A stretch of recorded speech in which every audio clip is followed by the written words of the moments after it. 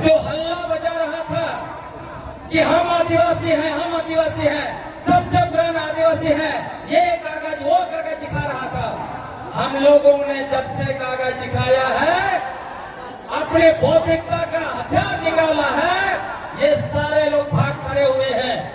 कल भी एक बड़ा चैनल में उनके सबसे बड़े नेता आने वाले थे, जैसे ही हमारा नाम सुना वो भाग खड़े हुए सियार की तरह। ये लोग रंगा सियार हैं, खुद को कहते हैं हम शेर हैं, इसलिए आप सारे शेर के बच्चे हैं, सामने आ जाइए। अब सारे लोग सामने उद्गान करने आइए। अभी हम लोग उद्गान शुरुआत करेंगे यहाँ पर। अब एक एक वक्ता को सुनेंगे। हमारे बीच में एक से क्रांतिकारी वक्ता है, फिर आपको जो है कि सब की जाएगा। हमारे बीच बाबूलाल माली जी है, जिला परिषद कमिश्नर मुंडा जी है, उसका मंच पर हार्दिक अभिनंदन, हार्दिक स्वागत करते हैं साथियों। और जितना भी अगुवागण है, बहुत लोग हम लोग नहीं जान पा रहे हैं, तो कुछ अगुवा लोग वहां पर लिस्ट में नाम लिखा दीजिए, ताकि हम लोग मंच से आपको सम्मानित कर सकें।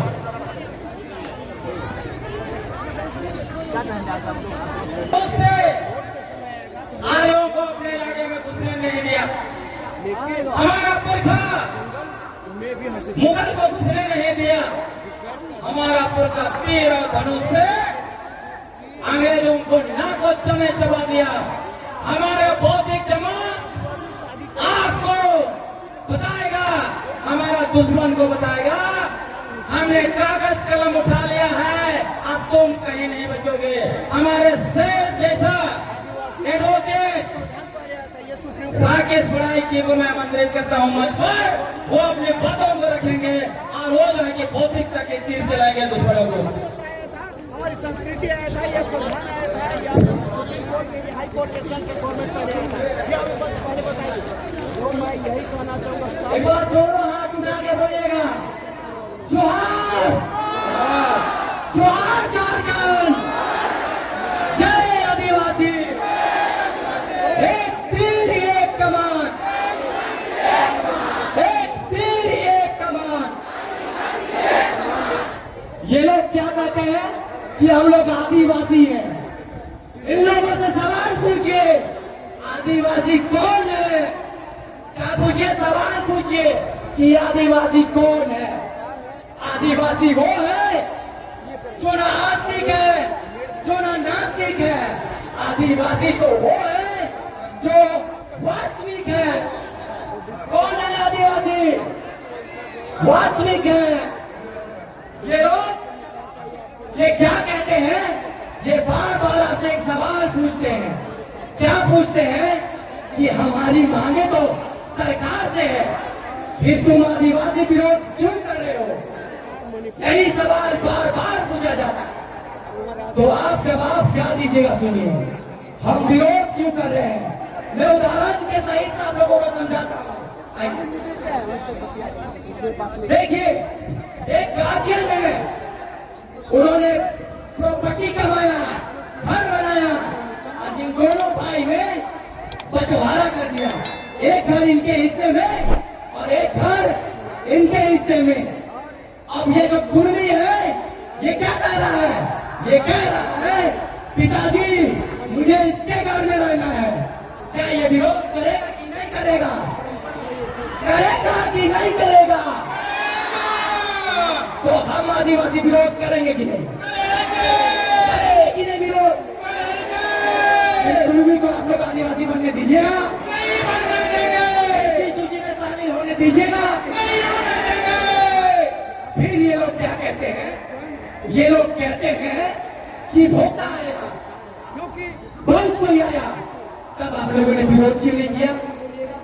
जेल के उनके सुप्रीमो, आज सुप्रीमो, जेल के उनके सुप्रीमो जयराम में तो कहते हैं कि भोक्ता आया, कमाई आया। तभी आदिवासी कहाँ सोए हुए थे? ये क्यों नहीं कहे कि इनको भी शामिल नहीं होना चाहिए? तो मैं साफ साफ बता देना चाहूंगा, ये जो जयराम में तो है, ये अपने लोगों को अधूरा ध्यान देते हैं, अधूरा ध्यान देते हैं। ये झूठ बतलाते हैं कि ये भोक्ता शामिल किया गया, ये तमारिया शामिल किया गया। ये नहीं बताते हैं कि क्यों शामिल किया गया। यहाँ पे बगल में एक ऑक्सीजन पार्क के नाम से जाना जाता है, एक्चुअल में उनका नाम है नीलांबर पीताम्बर कोशियाना। नीलांबर पीताम्बर कौन थे? भोक्ता थे। कौन थे नीलांबर पीताम्बर? भोक्ता। कौन थे? और भोक्ता खरवार का उपजाति है, और भोक्ता खरवार का उपजाति है, इसलिए उसे वहां शामिल किया गया, ना कि अन्य जाति है बोल के। और जितने भी लोग यहाँ शामिल हुए हैं, वो जो आदिवासी सूची में शामिल होने के लिए जो आर्ताएं होती है, जो गुण होती है, उसके कारण शामिल हुए हैं। इन कुर्मियों के जैसे रेल रोक के शामिल नहीं हुए हैं, इन कुर्मियों के जैसे गांव छेक के शामिल नहीं हुए हैं। ये अपने लोगों को अधूरा ज्ञान देकर का काम कर रहे हैं इनके नेता शीर्ष नेता। ये क्या कहते हैं? हम 75 साल से एसटी सूची में शामिल होने की लड़ाई लड़ रहे हैं। ये कहते हैं 75 साल। क्या 75 साल आपने इन कुर्मियों को रेल रोकते हुए देखा है? कभी नहीं देखा है। क्या गांव छेकते हुए देखा है? कभी नहीं देखा है। ये लोगों की लड़ाई मात्र 10 से 12 साल की लड़ाई है। ठीक है, मान लेते हैं ये लोग तो 75 साल की लड़ाई है। ये लोग साफ साफ कहते हैं कि 1931 के सेंसस से हमको हटाया गया है। तो मैं इन लोगों को बताना चाहूंगा, 1931 से 1950 के बीच 19 साल का गैप था। उस समय आप लोगों ने विरोध क्यों नहीं किया? उस समय आप लोगों ने विरोध क्यों नहीं किया? क्योंकि उस समय हमारे आदिवासियों को जब भारत आजाद नहीं हुआ था, उन्हें पहनने का अधिकार नहीं था, उन्हें कपड़ा पहनने का अधिकार नहीं था, उन्हें कहीं जाने का अधिकार नहीं था। वे जन्मजात अपराधी कहलाते थे। तब उन्होंने देखा कि फायदा क्षत्रिय बनने में है, तब वे लोग क्षत्रिय कहलाए। तब वो लोग कहते थे कि हम क्षत्रिय हैं। तब एक कहावत है, एक कहावत है, अच्छा लगेगा तो ताली मारिएगा, कि जने बूढ़ी तने बूढ़ी। ये लोग, इन पे ये फिट बैठता है। जब आजादी से पहले उड़ा के लोगों को, अपर कास्ट के लोगों को तवज्जो दिया जा रहा था कि ये अपने आप को क्षत्रिय कहे। जब 1950 के बाद हमारे भीमराव अम्बेडकर ने दबे कुचले वर्ग को जब अधिकार दिया, आरक्षण दिया, तब ये लोग इनके पेट में दर्द होने लगा। तब इन्होंने देखा कि कूड़ी इधर है तो मूड़ी इधर कर लिए। तो मैं इन लोगों को कहना चाहूंगा कि आप सावधान हो जाइए, सतर्क हो जाइए और अपनी मांगों को वापस ले लीजिए।